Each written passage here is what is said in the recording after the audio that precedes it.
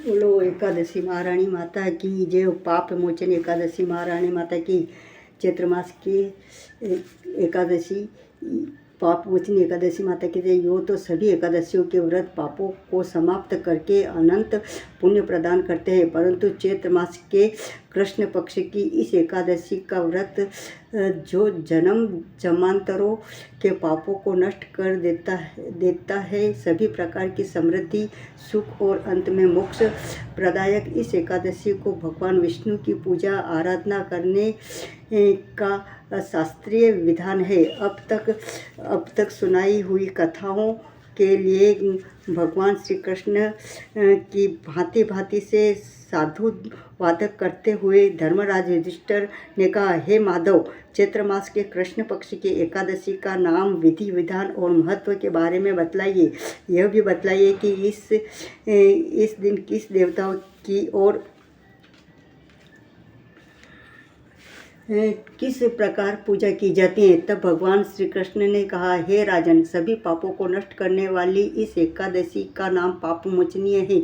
इस दिन भगवान विष्णु की पूजा करने का शास्त्रीय विधान है। आपने जो प्रश्न मुझसे पूछा है वही प्रश्न इस एक दिन महाराजा माधता ने लामेश ऋषि से पूछा था। तब लामेश ऋषि ने उन्हें जो कथा सुनाई थी वही मैं तुमसे कहता हूँ। ध्यानपूर्वक सुनो। देवताओं के खजांची कुबेर के बाग का नाम चैत्ररथ था।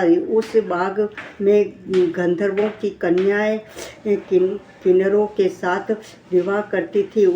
अनेक ऋषि मुनि भी वहाँ तपस्या करते रहते थे। स्वयं देवराज इंद्र भी चैत्र और वैशाख मास में देवताओं सहित वहाँ आकर क्रीड़ा किया करते थे। वही अपने आश्रम में मेधाती नाम के एक ऋषि भी तपस्या करते थे। वे शिव के परम भक्त थे। एक दिन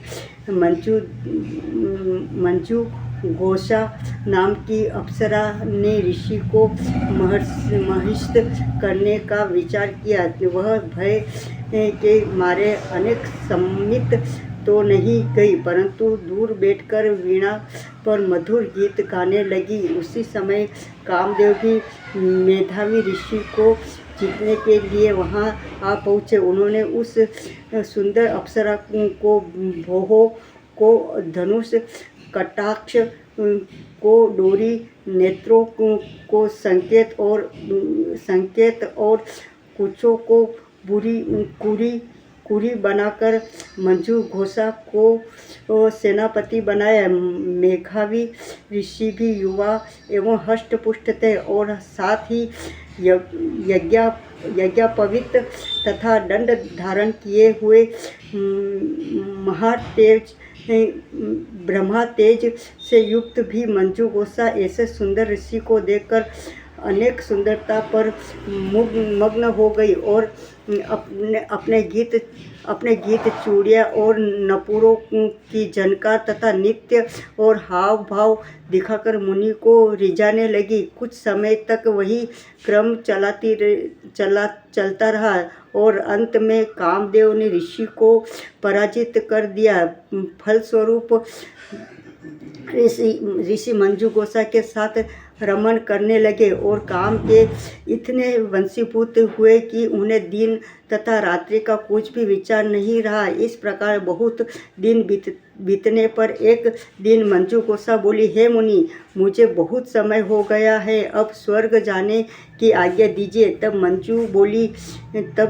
मुनि बोले, आज इसी संध्या को आई हो, प्रातःकाल होने तक चली जाना। मुनि के यह वचन सुनकर अप्सरा कुछ समय तक और रुकी रही। कुछ दिन बाद उसने पुनः मुनि से विदा मांगी तो मुनि कहने लगे कि अभी तो आधी रात भी नहीं हुई है, कुछ समय और ठहरो। अप्सरा ने कहा, महाराजा, आपकी रात तो बहुत लंबी है, आप जरा स्मरण कीजिए कि मुझको यहाँ पर आए हुए कितने वर्ष बीत गए हैं। अब अप्सरा की यह बात सुनकर मुनि ने समय का विचार किया तो ज्ञात हुआ कि अप्सरा के साथ रमण करते हुए उनको 57 वर्ष 57 वर्ष 7 मास और 3 दिन बीत गए हैं। यह ज्ञान होते ही वह अप्सरा उनको काल के समान प्रतीत होने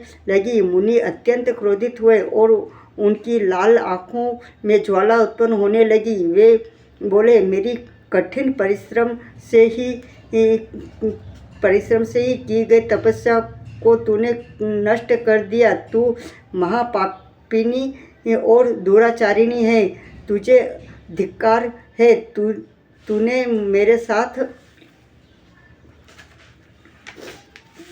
घात किया है, इसलिए मैं तुझे श्राप देता हूँ कि तू पिशाचनी हो जा। मुनि के श्राप से मंजू गोसा उसी समय पिशाचनी हो गई।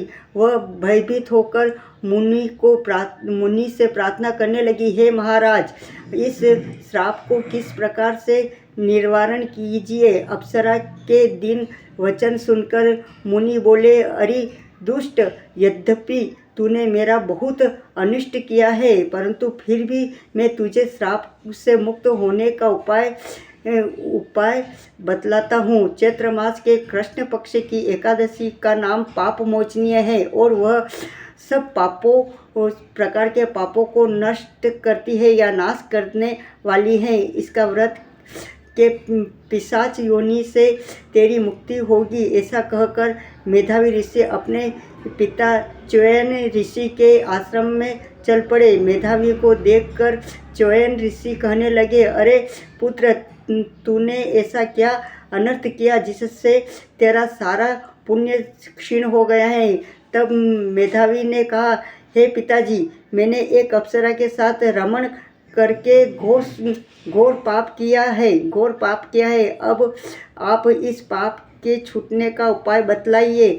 तब च्यवन ऋषि बोले, हे पुत्र, चैत्र मास के कृष्ण पक्ष की पाप मोचिनी एकादशी का व्रत करने से सब पाप नष्ट हो जाते हैं, इसलिए तुम उस व्रत को करो। पिता की आज्ञा पाकर मेधावी ऋषि ने विधि पूर्वक इस व्रत को किया, जिससे उसके सब पाप नष्ट हो गए हैं। अधर मंजू गोसा भी व्रत के प्रभाव से पिशाचन योनि से मुक्ति पाकर दिव्य रूप धारण करके स्वर्गलोक को चली गई। लामेश ऋषि बोले, हे राजन, पाप मोचनी एकादशी के व्रत को करने से सब पाप नष्ट हो जाते हैं। इस कथा को सुनने तथा पढ़ने से 1000 गोदान का फल मिलता है और इस व्रत को करने से ब्रह्म हत्या, गर्भपात, सुरापात, गुरु पत्नी के से प्रसंग आदि जैसे पाप भी नष्ट हो जाते हैं और अंत में स्वर्ग की प्राप्ति होती है। श्री पाप मोचनी एकादशी महारानी माता की जय।